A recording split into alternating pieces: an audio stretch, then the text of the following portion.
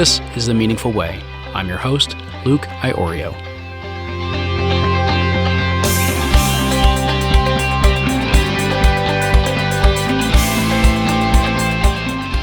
A significant challenge we face from connecting to our own personal meaningful way is quieting the noise of our lives and even of our own minds. We frequently hear the topics of mindfulness and meditation come up on this show, so I thought we should bring in one of the nation's leading experts in the space to help us dive into this area deeper. This episode of The Meaningful Way is going to be devoted to using mindful meditation to not only quiet our minds, but also to shape our lives. Because as we find that stillness within, a whole new connection and powerful voice emerge.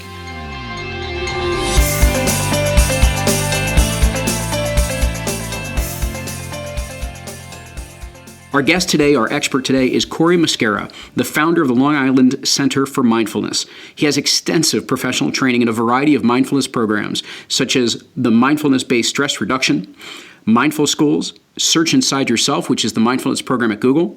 And in 2012, he spent 6 months in silent meditation, living as a Buddhist monk in Burma. He is a certified Hatha yoga instructor, NLP and Erickson hypnosis practitioner, and a Duke integrative health coach. He is well schooled, and we're just beginning. In addition, Cory currently serves as an assistant instructor for the Master of Applied Positive Psychology program at the University of Pennsylvania, where he also did his graduate work. He's presented mindfulness to organizations such as Johnson & Johnson, Travelers, NYU, Dartmouth Business School, and you may have even seen Cory sharing his tips and techniques on the Dr. Oz Show. Cory, it is so great to have you here on The Meaningful Way. Thanks for having me, Luke. I'm excited. Thanks, man. I've got to ask, and I got to begin here. 6 months of silent meditation. How do you prepare for something like that, let alone stick all the way through? Yeah, you don't prepare for something like that. I get people ask me that all the time that are interested in going, away for a chunk of time. And they're like, what should I do? How much should I meditate? I'm like, it really doesn't matter. It's, you can meditate all you want, but there's nothing that prepares you for that kind of intensity, the austerity of it. Yeah, so Sure. So there wasn't much preparation, and I went into that with only about a year's worth, 2 years worth of mindfulness under my belt, but only one silent meditation retreat before that. And for me to sit longer than 40 minutes straight was a good chunk of time. Absolutely. So I guess maybe one of the things I'm most curious about with that time. What would you say were some of the biggest maybe changes and insights that you experienced in the early weeks versus how different things got as the months passed? Yeah.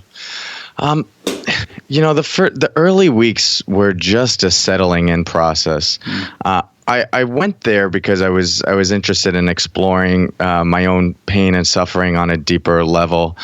Felt like I had lived a fairly privileged life up until that point and hadn't experienced too much tragedy. And I knew just from being human that time would come, and I wanted to see what the potential to find a deeper sense of groundedness and peace, independent of external variables, what that might look like. And when I got there, just the schedule was so austere that it was a very abrupt transition, and I just found myself going like, what the heck am I doing here? And so to settle into the meditation, even meditate, I wasn't getting anything out of it. I was just sitting down questioning like my entire life, is this what I should be doing? I should leave. I got to get out of here. And so I would say, like, in the first weeks, one of the big things that happened for me around the 6th day is I was planning to leave. The physical pain was so bad from the top of my neck all the way down to the base of my back. I couldn't even breathe fully because the pain, my back was in spasm and my abdomen was in spasm. So I was like, there's no way I could do this for 6 months. But on the 6th day, a flurry of thoughts came up around, like, isn't this interesting? You came here to explore pain on a deeper level, your own pain, and here it is. And all you want to do is leave. And how do you expect to really work with pain when it comes up in your life if you can't even deal with it in a structured, safe space like this? So I started exploring it more deeply. That became the kick in the butt to stay. And what I noticed is every time I'd sit down to meditate, The instructions were to focus on your breath, but if something came up like pain or an emotion, just to be aware of it, be present with it. And so pain was the big part of the experience. I was becoming aware of it. I'd sit down and notice the pain, but then I saw another part of the experience. There were all these different thoughts of like, why are you here? This is dumb. Your teachers don't know what they're talking about. You should go someplace else. Go to Thich Nhat Hanh's place in Plum Village. I'm sure that'll be easier. And so as those thoughts would arise, then I would notice all these emotions: anger, frustration, doubt, fear, loneliness. And then what I saw, as those emotions would arise, the physical pain would actually get worse. And so I saw this very interesting cycle where, as long as I was choosing to be at the monastery, the physical pain was going to be there. I mean, obviously it's different than being in chronic pain. I could have left, but if I were opting in, the pain was inevitable. But the thoughts and the emotions around it, that was something that I had some influence over. And once I stopped taking the thoughts so seriously, just noticing them like clouds passing through the sky, just another thought, they stopped triggering the emotion in the same way. And then the pain stopped getting triggered with the same level of intensity. And it's not like the pain went away entirely. It was often still there. But I saw that I was adding this layer of what we call secondary pain on top of the primary pain, and that was actually more intense, more difficult, more painful than the primary pain itself. And so seeing that distinction early on, I was able to see that I could actually almost turn up or down like a radio dial, the volume on a radio, the level of suffering through how I was relating to the experience that I was perceiving to be causing me suffering. And that was the insight that allowed me to continue for the 6 months, or I would have left after a week. It's interesting because I want to get into the area of primary and secondary pain, because I know that's really an extraordinary area that you talk about. The two things, one I wanted to mention everybody, and the other I wanted to ask about, I think it's really important where you talk about whether it be the pain or the thoughts that come up, it's noticing them, being present with them. It's not about pushing them away. And I think that's one of a major misconception that a lot of people have around meditation before they've gotten into it, is this idea of, how am I ever going to push those thoughts away? They're just going to keep coming up. Yeah. The piece I wanted to ask you about, though, is that when you went down this path of meditation and you say to yourself, I've had a good life. I haven't had that tragedy. That pain hasn't been there, but I know those life trials will come. And so that prepares you to this journey. Where did that insight come from? Because, that's a pretty good deal of wisdom to grab hold of before you've even traveled down this path. Yeah. Well, thank you. I'm not totally sure where it came from. What I will say is, it's not like my life was painless or sufferingless, and I had anxiety when I was in high school. I had depression when I was in high school, and there was also this. I had a relationship when I was in college, and actually she was the reason I came into meditation. I wanted to. She was more or less like a hippie girlfriend I had. She was into meditation. I basically started meditating just to impress her. And there's no fairy tale ending because she broke up with me several weeks later. But despite it being a superficial undertaking, I actually started to take it quite seriously. And at that point, I was someone, waking up, 20, 30 times a night. And I just noticed all these different benefits: sleep improves, stress reduce. But the point is, after that period, our relationship was like on and off for about a year. And what I saw so clearly is that when we were together, I was really happy. And when we weren't together, I was really sad. And then we'd be together again, and I was happy, and then we weren't, and I was sad. And I watched this roller coaster ride. And I wasn't aware of it at the time, but after a year of that, I was like, holy cow, this person has so much control over my well-being and my identity and my happiness. And so that sort of ripened me in a sense. By the time I was ready to go to Burma, that there wasn't that negative impact from the relationship, but my mind was receptive to the idea of what is the potential to cultivate a contentment that was not just dependent on a girlfriend or a wife or having a nice car or having a job. All of those things are absolutely important, and I would never say that we want to dismiss them entirely. But I got very curious that there has to be something else that perhaps is deeper and more grounded. Well, it's interesting because I think that's another topic that's that seems to come up a lot on the show is this idea of I'll be happy when, I'll be content when, and we start listing out it's the car, the job, the relationship, that particular person, and then we give them so much control over like you said, that roller coaster that we go on. And so I guess this is probably the good segue into what you talk about in terms of moving from that surviving to thriving, and how so much of that internal struggle we go through and the emotional baggage that's there introduces us to this idea of primary and secondary pain that you just started to mention. One being inevitable, the other one just layering on top of this suffering that we get into. So I was hoping you could go a bit into what is that primary and secondary pain, and how does this unfold for us? Right. Yeah. So, having shared that story I just did in the monastery, one might perceive that, primary pain is just physical pain. And that's not the case. Primary pain just refers to any pain that comes up in your life that is inevitable, right? And part of being human means there's going to be a primary pain. It's the job loss. It's the relationship breakup. It's the loss of a loved one, a loss of a child. It's depression that arises just because of a chemical imbalance in the brain. The things that we wish more than anything weren't here, but are going to be part of our lives. And so what I often see in the work that I do with people, and first off for myself, is when these primary pains come up, there's often a very abrasive narrative or a hurtful narrative of why me, or why did God do this to me, or there's no way I'm going to get through this, or why am I depressed? This is because my parents passed down those genes to me, and I'm always going to be like this, and everyone else looks like they're happy. Why can't I be happy? And it's that extra layer of thought triggers all of this other emotion of even more depression, more sadness, more fear, more frustration, more loneliness, more doubt, and it becomes a soup of suffering. And what we see, this research points specifically to physical pain, but the intensity of the secondary pain, the thoughts and emotions, is actually greater than the intensity of the primary pain. And in my experience, when you combine the two, it's not like a 1 + 1 = 2. It's like a 1 + 1 = 3, 4, or 5. So the whole of the suffering is greater than the sum of its parts. And so when I work with people on this, and one of the things that mindfulness just does organically, is it gives you the opportunity to just be with, what is this emotion right now? Or what is this experience right now? I am feeling sad. Maybe it just came up spontaneously. What is it like just to be in that space, to sense into that space without trying to push it away, to fight it, to create a whole story about everything that's wrong with me and how much I need to be fixed? Can I just sit with this and be with this for the time being and allow it to perhaps start to run its course?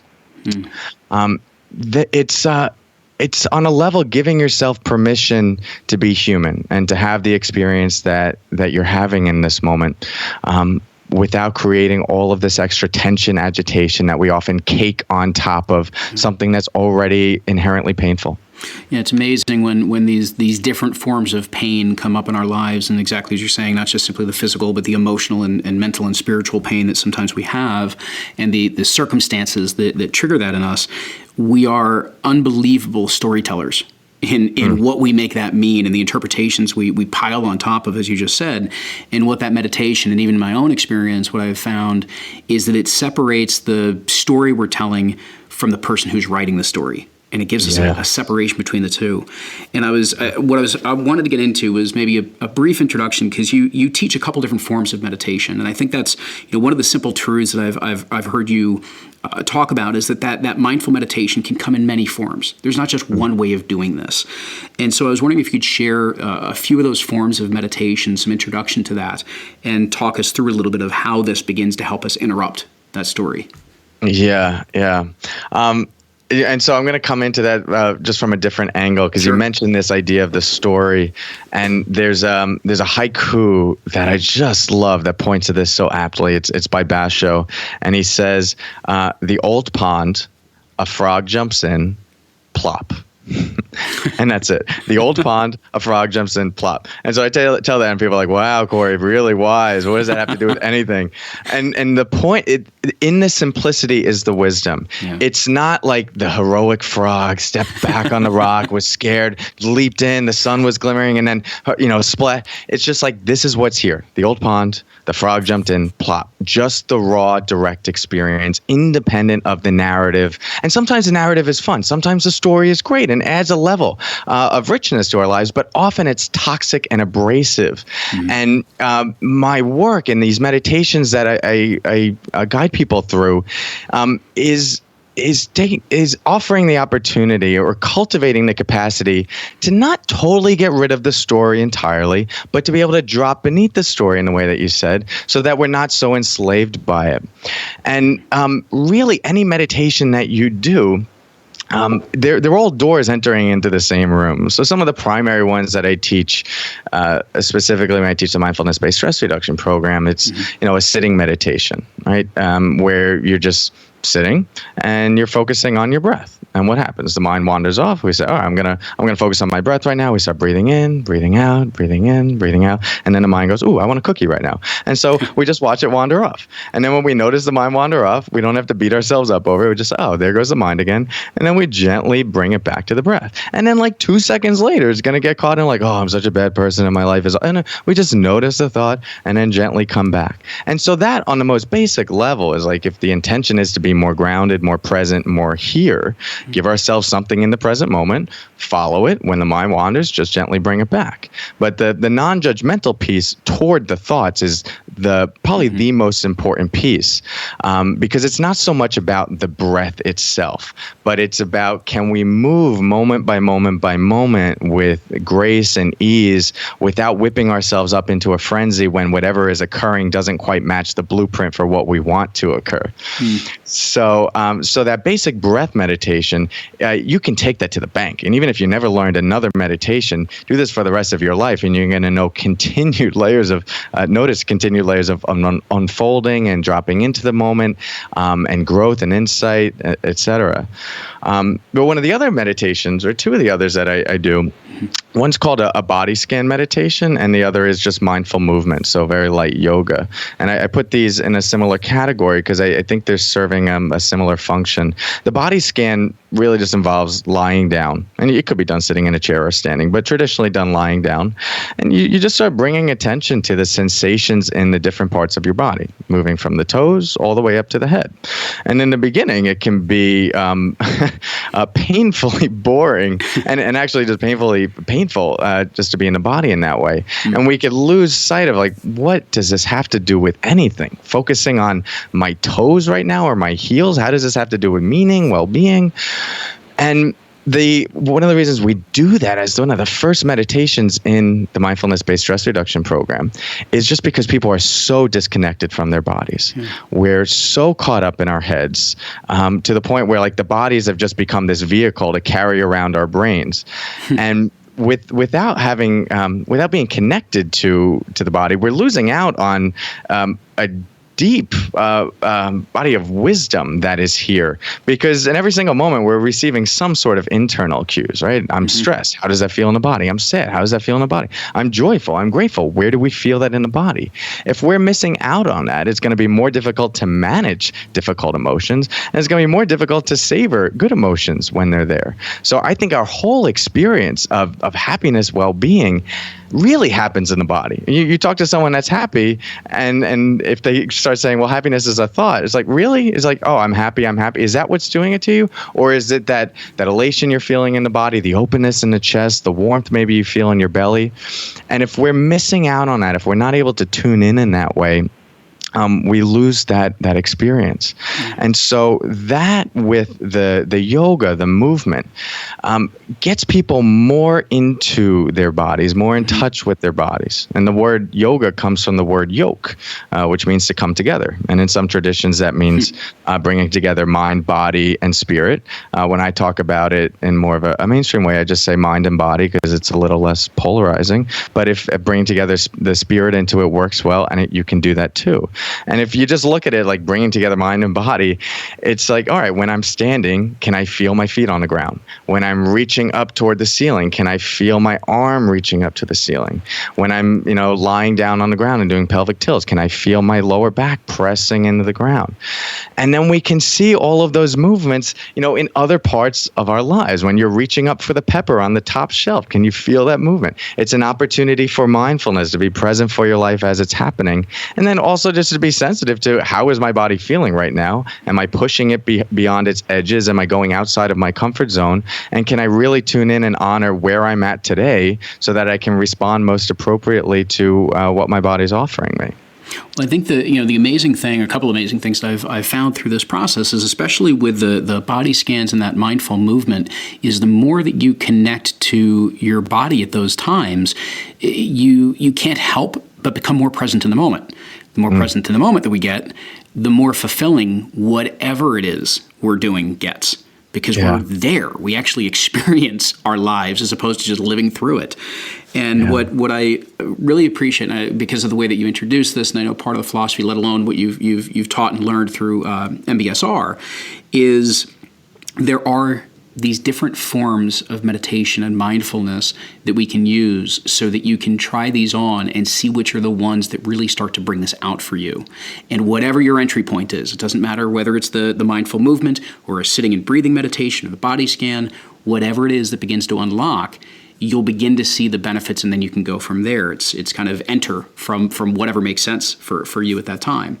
And I guess the reason why I mentioned that is I was just curious about what are some of the misconceptions or some of the struggles that people have when they're initially getting into a mindfulness meditation practice. What are some of the struggles that occasionally they encounter? And just like you described on your 6th day at the silent meditation, how do they then stick with it? What should they know at those times when the struggles come up that really might be right around the corner for them? Yeah, great. I would just say one of the biggest, and we've already touched on this to an extent, is the idea that I'm supposed to come to this practice and clear my mind. I think almost every single person that comes to a class, even if they know that's not what it's about or they read it in a book, there's still that intention on a deeper level. Like, my peace is going to come when my thoughts are no longer there. And it can be very subtle, but the slightest bit of fighting or resisting the thinking mind creates varying degrees of agitation and tension in the mind and then in the body. And so that, even after weeks of saying that over and over in my courses, people still come back and they'll say something like, oh, the meditation was so good because my mind was clear. Oh, and how was it the next day? Well, I had a really bad one because my mind was thinking a lot. And they know it. But and so all that to say, let's just say you could clear your mind for 30 minutes and just not think at all. I'm not quite sure what benefit that would have for you in your life, because as soon as you get up, you're going to have to start thinking again. And while it might be a very peaceful 30 minutes, if you don't learn to work with thought and find peace and groundedness while thought is there, you're going to spend your entire life just fighting it or fleeing it or running away from it to find your peace. And that is not the aim of this practice.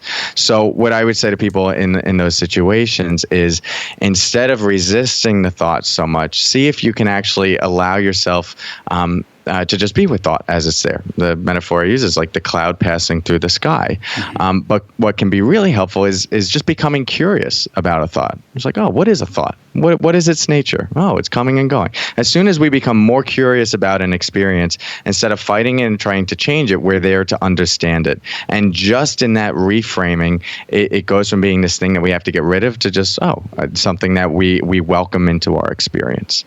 I think it's one of the analogies or ways of describing it that I've heard from Dan Harris is just that idea of when that thought comes up and we see it begin to pass by on the cloud, and then we bring our attention back to our breath. It's almost like doing a mini repetition like you do in the gym. It's part of the way in which you work with and work your mind and exercise your mind, because exactly as you said, which I love the attention for, is that it'd be great to clear our minds. Maybe we get an additional benefit out of that, but at the end of the day, we're going to live in a workaday world that has the busy mind and the thoughts are going to come up, and the more that we understand what to do with those thoughts and how to relate to those thoughts and allow them to just pass, that's actually going to have an even more profound benefit to us. That's right on. Absolutely. So, Cory, because I've heard this as well, I've heard a few different answers to this, but what's a kind of the optimal time of day to experience that mindful meditation? Yeah. So I'll give you my response to it. Might be different than what you expect. The first I would say is just do it when you have the most energy, right? Because as John Kabat-Zinn says, this practice is about falling awake, not falling asleep. Although falling asleep is an occupational hazard of the practice. So if it happens, you don't have to beat yourself up over it. But you do want to do it at a time where you feel most wakeful, most energized, because you'll be able to drop into the present more deeply without snoozing. And so that's different for different people. But we don't always have the opportunity to meditate when we're most energized. So then my second prescription would be do it when you're going to do it. And the reason I think that's so important is because we could get so caught up in like, what is the best time? I have to do it in the morning, or I have to do it in the evening, or I have to do it right between work. And then when we don't do it, it becomes this all or nothing thing. It's like, oh, I guess I can't meditate today, or I'm not going to squeeze as much juice out of the lemon of meditation. And so when we get into that all or nothing head, that's when this slips through our fingers. So I say, do it when you have the most energy, and if not, do it when you're going to do it. But if you want, maybe more to the point of the question, I personally, or what I see a lot for a lot of people, people do like to do this practice in the morning, just because it does seem to set a nice tone for the day, sort of primes their mind, grounds them, and obviously meditation is not just like another to-do, and we don't want it on our to-do list, but it is something that we are trying to bring into our lives. And so with that perspective, if we do it in the morning, then there's like a sense of, all right, I did something this morning and I accomplished something. And just that sense of pride helps us continue the habit moving forward. So I would say to someone, what should I do? They don't really care. Then just try it in the morning. Excellent. Perfect. So I guess one of the other things I just wanted to touch on before we begin to wrap things up is the amazing amount of research that has been coming out on mindfulness and meditation over the past several years.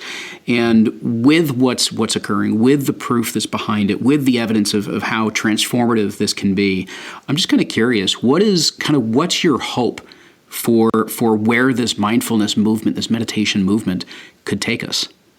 Yeah, I don't know. I think about that a lot because we are experiencing a wave of mindfulness, and while the research is there in a very profound way, and it's just growing and growing, I do think it's eventually going to crash in terms of like what we might say the fad around mindfulness is, and just because most people can only latch onto something for so long before they want the next thing.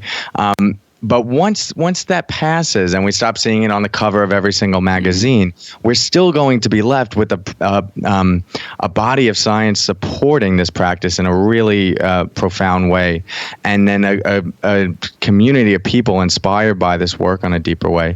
My hope is that that people continue to do this practice independent of, maybe what the research is saying or what the fad ends up doing, because they feel inspired to just live their lives with greater intentionality, to drop in for more moments of their lives, to see the potential promise of this practice that has been around for over 2,600 plus years. So just because, we picked it up in the last 35 years in science, there's the other form of science of just like exploring our experience and using that data to figure out what is working, what is not working. That's been going on for a long time. And so I think we can trust that, and we can always go back to that even if this fad does begin to pass. But my hope for this work in the world is, as Blaise Pascal put it, the French philosopher, he said, all of humanity's problems stem from man's inability to sit quietly in a room by himself. And what I love about that is that I think we see that in mindfulness. When you try and sit down and just be with your mind for 20 minutes, it's like one of the hardest things in the world. And we see that like so much of our impulses and our reactivities and our greed and trying to get someplace else is often coming from just an inability to be content and grounded in ourselves in this moment. And I think so many of the big world issues and issues in our country just come from this chasing something externally, trying to get fulfilled in some way, cutting corners, being loose around ethics because we want to get that thing or get there, and we have an idea of like, that is it, and that's when my life is going to come together. And as you start doing this practice, you see like it's all happening right here in this fathom-long body. And when people really taste that, it shifts their entire relationship to themselves and how they view themselves in relationship to the world. And I think that is something that we can hold on to for some real transformation. Absolutely. And it's amazing to me because as we go down this journey, and it's funny because as we've talked through this, I've got so many memories of when I began even some of my own practice and headed down some of this path maybe about 7-8 years ago. Some of the struggles and the challenges and some of the things we've talked about came up for me as well. And yet at the same time, as we do travel down this way and we do develop this practice, you'll have a moment, usually within even just your first couple of meditations, that will connect you to exactly, Cory, what you just described, when you can sit still and there's this calmness, this peace that'll start to come over you, and you'll begin to experience that. And once you do, then you're going to say, okay, there might be something to this. If I experience that a little more often in my life, wow, what difference could that make?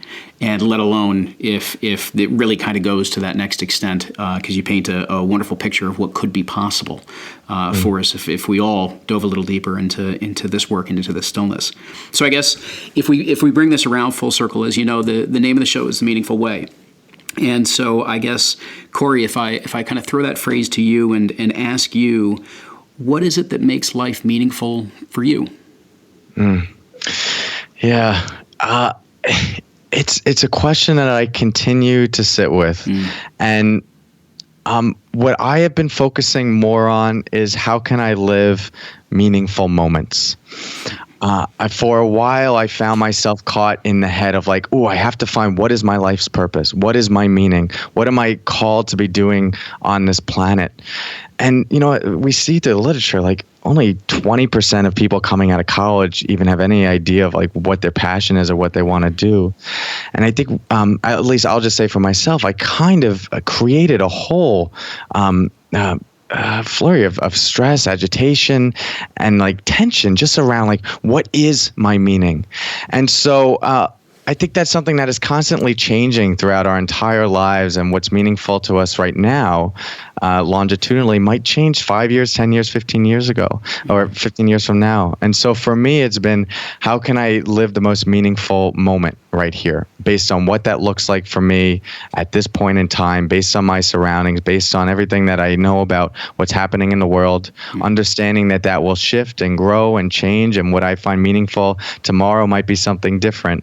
But I think all we can do is just take the best approach to being in relationship to this moment in the best way that we can. And that's what I've been working with. Cory, I greatly appreciate that, and I may have to have you back because we could probably talk for quite a while more on the creation of those meaningful moments and where do they come from and how do they arise. But I do want to thank you so much for your wisdom, instruction, education, everything that you were able to provide to us, the Meaningful Way listeners today.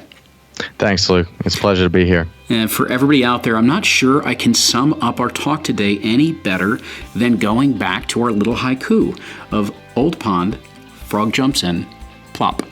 And so I wish you the best on your mindful journey.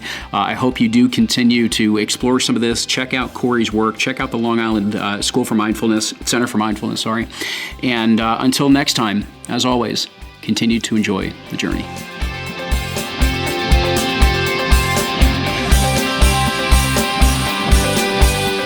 Thanks for tuning in to The Meaningful Way. If you enjoyed this episode, do me a favor and please subscribe and follow along with all these great guests, their stories, and interviews. Also, it helps us a lot if you not only share some of your favorite episodes online, but also provide us feedback. Go into iTunes, Stitcher, or whatever your favorite podcast app happens to be, and rate the show. Provide us some feedback and let us know how it is that we're doing. If you want to learn more about what we're up to, whether it be with the IPEC Coach Training School, the Live, Lead, Play Network, or even just what's evolving with The Meaningful Way, go on and head on over to lukeiorio.com.